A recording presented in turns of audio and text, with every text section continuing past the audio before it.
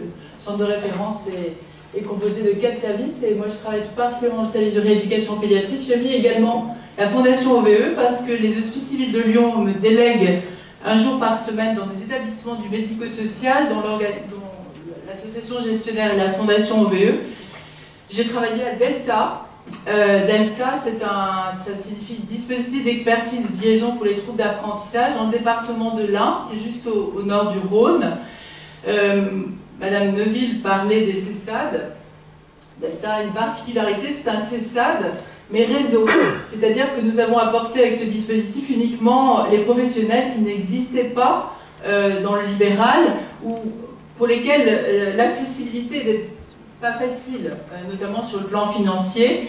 Et l'idée aussi de Delta est de ne pas garder les enfants plus de 2 ans, c'est-à-dire finalement d'amorcer le projet thérapeutique qui ensuite est repris au bout de 2 ans par les professionnels de proximité de l'enfant. Et puis j'ai mis, donc je faisais partie de l'université Claude Bernard Lyon 1, car vous savez que les centres de référence ont des missions de recherche, et nous sommes tout particulièrement rapprochés d'une équipe qui s'occupe des troubles visio-spatiaux.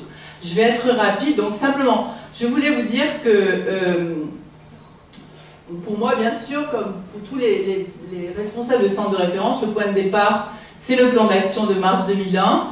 Et dans ce plan d'action, on peut lire que les centres de référence vont avoir comme mission de mieux identifier les enfants porteurs, enfin le plan a bien sûr cette mission, et qu'on va identifier dans les différents CHU des équipes pluridisciplinaires aptes à porter ces diagnostics et propulser des protocoles thérapeutiques sans les mener eux-mêmes, puisque les centres ne font pas de prise en charge, mais par contre ils devront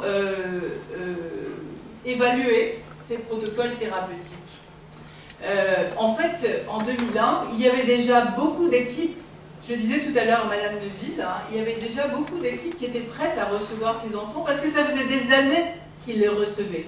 Juste pour notre expérience, nous, à Lyon, 2001, en 1996, nous avions fait une démarche auprès de la direction des Hospices civils de Lyon et 3 médecins responsables du centre de référence en disant nous recevons depuis quelques années des enfants qui ne sont pas habituellement reçus dans notre service, qu'est-ce qu'on fait? Donc, en fait, on a créé ces centres, mais les équipes, elles existaient déjà. Alors moi, je voulais aussi attirer votre attention sur cet axe du plan qui disait que, à l'époque, les DAS, vous devez identifier au sein de chaque département un réseau de professionnels de santé libéraux compétents pour l'élaboration des diagnostics, etc. Simplement pour vous dire que dans le plan en mars 2001, on nous dit en gros qu'on crée des centres, mais que ces centres vont pouvoir travailler en collaboration avec des gens qui sont déjà hors centre. Alors ça, c'est peut-être pas tout à fait ce qui existait en 2001, comme vous le savez. C'est-à-dire qu'on a créé ces équipes qui étaient déjà prêtes sur le plan de l'expertise cognitive, qui avait un ensemble de professionnels capables de répondre au diagnostic de ces enfants, mais en aucune façon, elles ne pouvaient véritablement s'appuyer sur des gens extérieurs. Pourquoi? Tout le monde le sait, et sait que les gens n'étaient pas formés. Les médecins, voilà, Madame Neuville le disait tout à l'heure, disait elle-même qu'elle n'avait pas été formée, moi je n'ai pas été formée, et aujourd'hui, les internes, les externes qui arrivent dans le service continuent à dire qu'ils sont insuffisamment formés à la question des troubles cognitifs. Alors, sauf si ça choque certaines personnes, on pourra en reparler. Moi, je pense qu'on est beaucoup plus formé en France à la neuropsychologie des lésions cérébrales acquises, c'est-à-dire des pathologies adultes ou des états démentiels, qu'aux troubles du développement, aux troubles cognitifs du développement. Il y a toujours une insuffisance de formation. Et c'est d'autant plus troublant que c'est quand même pas depuis 20 ans qu'on parle de ces enfants, puisqu'on en parle depuis plus d'un siècle, et notamment un grand neuropsychiatre ici en France, qui n'est pas français mais peu importe, Ajuria Guerra, qui a écrit dans le manuel de psychiatrie de l'enfant, qui a décrit ces enfants dans une clinique qui est toujours d'actualité. Donc voilà, ce que je voulais dire, c'est qu'on parle de ça, mais que ça sous-entendait une formation et une disponibilité de professionnels pour participer à l'activité diagnostique, qui préparaient le diagnostic et qui allaient en plus en aval des centres de référence pouvoir prendre en charge les enfants, puisque les centres de référence ne font que du diagnostic. Il faut bien qu'ils renvoient ensuite sur des professionnels. eh bien cela, à mon avis, en tout cas en 2001, n'existait pas. Alors, les enfants qui devaient être reçus au CRTLA, ben, c'était ces enfants-là, les formes les plus sévères, résistant à la rééducation, présentant d'emblée des troubles cognitifs associés, nécessitant l'action d'une équipe pluridisciplinaire, et où le plateau technique hospitalier universitaire. Donc en fait, ne devaient recevoir les CRTLA que ces enfants-là. Sauf que pour recevoir les formes les plus sévères, il faut qu'il y ait eu un diagnostic en amont. Sinon, si on laisse les choses s'installer, ben forcément, il y a un certain nombre d'enfants qui vont présenter des pathologies sévères, c'est-à-dire que les pathologies vont s'aggraver, et ça, c'est vraiment un problème, puisque, comme on le sait, la nécessité quand même, c'est de faire un dépistage précoce, hein, Madame Jaël-Benoît en a parlé, un dépistage précoce, une prise en charge la plus précoce, en tout cas, une reconnaissance diagnostique au moins de ces enfants pour éviter l'aggravation. Alors, je voulais juste, donc, ça c'est la plaquette qui sera distribuée demain à Lyon sur le centre de référence des hospices civils de Lyon, puisque demain il y aura une manifestation toute l'après-midi. Pour rappeler les différentes actions du centre de référence, on vient de parler des actions de diagnostic, mais il y a aussi les actions de formation, d'enseignement et de recherche. On vient d'en parler, en 2001, la formation et l'enseignement, elles n'existaient pas vraiment. Et je peux même dire que, personnellement, j'enseigne à l'Institut des sciences et techniques de réadaptation. Les orthophonistes, les ergothérapeutes, les psychomotriciens étaient beaucoup plus formés, déjà, dans le champ des troubles du neurodéveloppement, que les médecins. Qu'est-ce que j'ai mis là? On va passer la formation simplement pour vous rappeler qu'à partir de 2001, même peut-être déjà 2000, quasiment à cette époque, on a commencé à créer des diplômes universitaires. À Lyon, le DU de neuropsychopathologie des apprentissages scolaires. Et dès 2005, à Lyon toujours, je parle surtout de ma région, pardonnez-moi, c'est le DU de neuropsychologie et éducation pédagogique qui lui est destiné aux enseignants, considérant que les enseignants avaient aussi un besoin de formation, mais une formation universitaire. Donc des DU qui se créent dans toute la France. Je passe. Alors, les actions qui ont été menées par les centres de référence pendant plusieurs années, donc il y a eu 2 grandes journées des assises nationales. Nous avons été accueillis au ministère de la Santé, et justement par l'intermédiaire de Madame Lefebvre, ici présente, de la Direction Générale de la Santé. Donc 2 grandes journées d'assises nationales qui, je pense, ont permis de fédérer ces centres autour des questions de diagnostic, de prise en charge, mais aussi de terminologie, puisque vous savez que dans ce champ des troubles du neurodéveloppement, il y a aussi cette question de terminologie. Et puis la création de la SOFTAL, la Société francophone des troubles des apprentissages et du langage tout au long de la vie, avec depuis 3 ans, juin 2015, 2016, et puis à Toulouse en 2017, des thématiques sur les troubles de ces enfants. Alors, les problèmes aujourd'hui qui sont rencontrés, pour être brève, eh bien, je dirais que d'emblée, le problème de ces troubles 10, c'est on dit que c'est un centre de référence. Vous savez qu'en France, aujourd'hui, il y a des centres de référence maladies rares. Le problème, c'est que nous adressons à des maladies qui ne sont certainement pas rares, puisque la prévalence est très importante. Donc, forcément, il y a eu un afflux quantitatif qui a dépassé, voire submergé les centres de référence, qui n'ont pas pu répondre à l'afflux, encore une fois, quantitatif. Comme je l'ai dit, il y a cette insuffisance de formation et de dispositifs qui pouvaient répondre, qui vraiment pouvaient répondre en amont des centres de référence. Et puis, il ne faut pas oublier aussi qu'on est dans un champ particulièrement complexe. Il n'est pas le seul. C'est un champ que l'on pourrait dire chronophage, qui demande l'intervention de nombreux métiers, de métiers qui doivent se coordonner. Et en plus, on est tout au long de la vie. C'est-à-dire qu'il va falloir suivre la personne. Suivre une personne, ça veut dire qu'on va la suivre sur le plan de l'évolution clinique, mais on va aussi réajuster sur le plan du protocole thérapeutique. Sinon, il y a des risques d'échec forcément, et puis aussi d'épuisement à des familles, des professionnels, etc.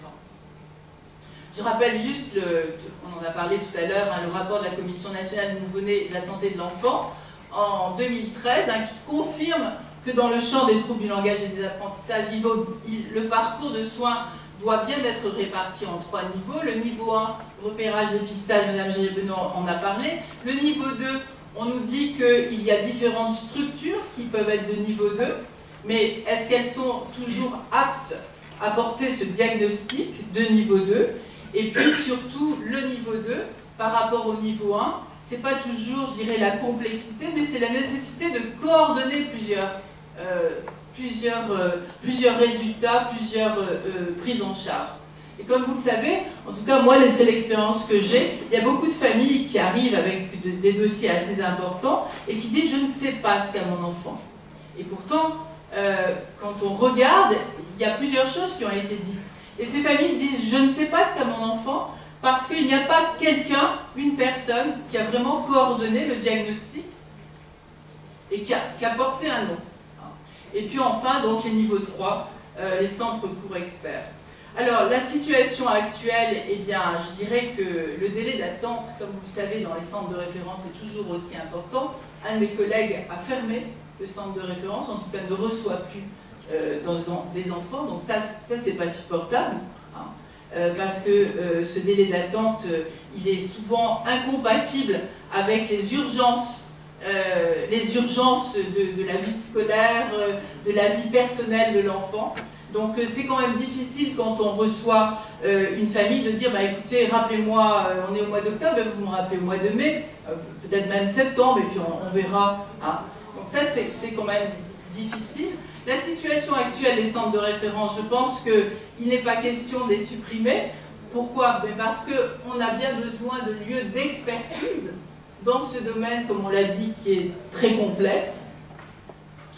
Le problème également, c'est que les centres de référence ont parfois été confrontés à des demandes qui dépassent les pathologies de type 10, donc ont été engagés dans des diagnostics différentiels. Et puis, alors parallèlement, je dirais que les centres de référence ont pu, là c'est toute une série de réflexions que j'ai mis comme ça, c'est qu'en même temps, l'aspect positif, c'est qu'il y a une formidable montée en compétence de l'expertise cognitive sur tout notre territoire. Hein. Aujourd'hui, il n'y a pas que des professionnels compétents au niveau 3, bien entendu. Il y a des professionnels tout à fait compétents de niveau 1, de niveau 2. L'expertise cognitive, on peut disposer. Mais le problème, c'est l'accessibilité à ces personnes. L'expertise, elle existe à tous les niveaux. Tous les gens sont compétents. Et je pense, en plus, je crois que j'en parlais à Nathalie, c'est que je pense que c'est la création de ces centres de référence, en tout cas c'est mon point de vue, hein, c'est le fait de s'être intéressé à ces enfants qui nous a fait monter en expertise cognitive, et notamment dans d'autres pathologies, hein, notamment neuropédiatriques. Je voulais juste vous faire part, très rapidement, j'ai encore quelques minutes, Nathalie, ça va? 2 minutes. Juste pour vous dire, ça c'est nous avons mis en place, comme dans beaucoup de centres de référence, des permanences téléphoniques. C'est-à-dire que le mardi de 10h à midi, des familles peuvent appeler des professionnels pour nous dire, voilà, j'ai telle situation, qu'est-ce que je fais? Je vous montre les résultats d'un bilan annuel de la permanence téléphonique. Vous voyez en fait qu'il y a 60% d'enfants, 60% de demandes qui sont en fait des niveaux 1. 20% seulement qui sont des niveaux que nous avons classés, niveau 1, niveau 2. Hein, niveau 1, ça veut dire qu'il y a juste quelqu'un qui a répondu par un bilan orthophonique et peut-être un bilan avec la psychologue scolaire. Donc ça veut dire que ce sont des gens ils appellent le centre de référence parce qu'ils n'ont personne d'autre qui appelle. 60% d'enfants qui appellent et qui sont de niveau 1. Il ne faut pas croire qu'il y a 100% d'enfants qui appellent et qui sont de niveau 3. Hein. Donc ça veut dire que le pourcentage d'appels pour des niveaux 1 que nous classons niveau 1 et niveau 2 est toujours très important.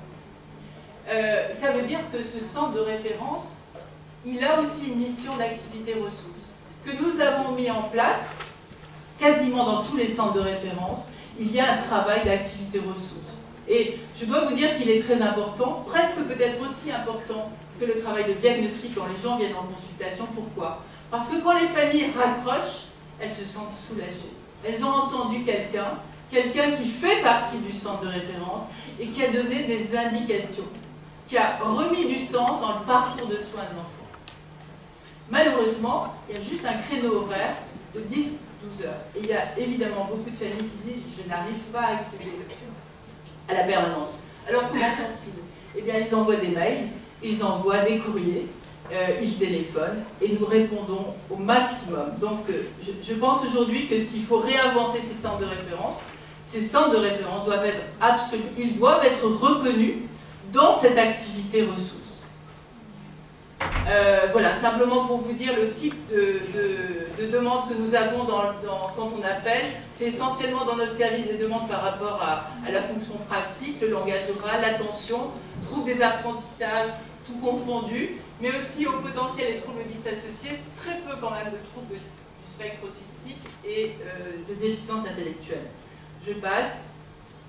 Donc je dirais que le rôle du centre de référence est d'intervenir pas seulement pour les enfants les plus complexes et les plus sévères, alors même si c'est choquant, on en discutera, mais c'est chaque fois qu'un diagnostic n'est pas posé ou que les effets de la thérapeutique sont insuffisants. Moi, je pense qu'un centre de référence doit répondre chaque fois que quelqu'un n'est pas satisfait, pour lequel on n'a pas posé de diagnostic. En tout cas, il faut que le centre de référence puisse répondre au moins en termes d'activité ressources. Et bien sûr, le niveau 3, là où il y a peut-être une réflexion à le faire, c'est que le niveau, on dit que les centres de référence sont de niveau 3, mais ce niveau 3, en fonction des régions, il ne dépend que des niveaux 1 et des niveaux 2. Vous voyez ce que je veux dire? C'est une espèce de logique. On ne peut répondre de niveau 3 que s'il y a des gens qui ont répondu niveau 1, niveau 2. Sinon, c'est une supercherie. Hein, j'ai fini. Voilà. Je dirais que doivent-ils se réinventer? Je ne sais pas. Oui, non, je ne sais pas, on en discutera. Ce que je sais, moi, ce que je pense, c'est que les centres de référence ont leur place. Je dirais qu'ils ont un rôle de sentinelle. Ils doivent être garants des critères diagnostiques au fur et à mesure de l'évolution des connaissances. Parce que ces critères diagnostiques de la pathologie, ils évoluent. Je dirais mais ça se discute, hein, qu'ils pourraient être activateurs d'un réseau de professionnels et de dispositifs. Je pense qu'il est important que l'on annexe au centre de référence des centres ressources et qu'on reconnaisse cette activité de centre ressources qui se fait de façon... Tout à l'heure, je disais à Madame Neville, de façon clandestine, c'est pas tout à fait vrai, hein, de façon, elle existe, mais de façon un peu sauvage. Chacun a mis en place ce qu'il a pu. Et je fais référence là au centre ressources autisme. Alors, parce que ça existe dans le champ de l'autisme. Et puis, je pense aussi aux équipes relais handicap rare, hein, qui ont bénéficié de budget. Et il me semble que ce serait important de pouvoir... encore une fois, annexé à ça. Et qu'est-ce que j'ai mis en conclusion? Qu'on a fait quand même, il faut quand même être très positif. Je pense que depuis 15 ans, on a fait des progrès considérables, donc il faut quand même qu'on prenne conscience que la situation, elle a changé, notamment par la montée en compétences dans tous les domaines, mais qu'il y a des problèmes persistants d'accessibilité aux soins pour les familles, et que les familles s'en plaignent, et à juste titre. Et il y a surtout un manque de coordination dans un champ qui est assez complexe. Merci.